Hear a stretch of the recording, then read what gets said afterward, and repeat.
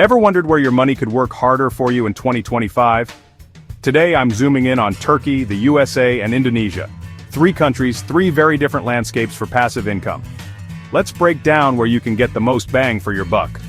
First, let's talk ad revenue and currency power. If you're earning from YouTube, here's what you need to know. In the USA, creators make around $12 per thousand views, pretty strong. In Turkey, it's closer to $2.50, and in Indonesia, just about $1.20. But hang on, currency strength matters too. What does $100 get you in each country? In the States, it's decent. In Turkey, that same $100 stretches much further, thanks to a lower cost of living. And in Indonesia, your money can go even further, especially if you're spending in local currency. So, don't just look at what you earn, think about what you keep. Now, let's dive into the main passive income strategies I see thriving in all 3 places. First up, YouTube content creation. It's low barrier, fully online, and scalable. Next, affiliate marketing. You can tap into platforms like Amazon or Digistore24, great for building recurring commissions. Third, digital products. Think ebooks, templates, or even online courses.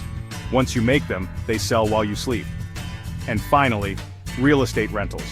Both short-term and long-term can be passive, but the upfront investment and laws can vary a lot by country.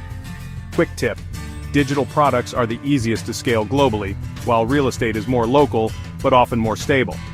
Let's compare the cultures and economies. Taxes, big deal, right?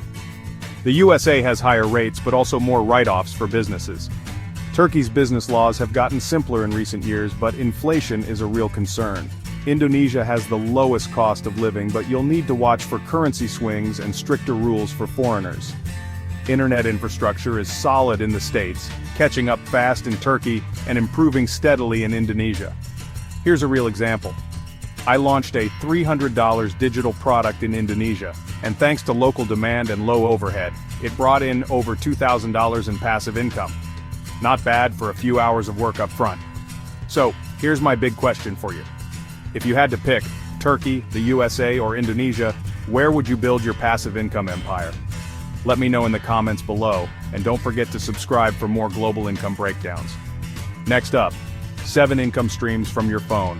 Hit that bell, and I'll see you in the next one.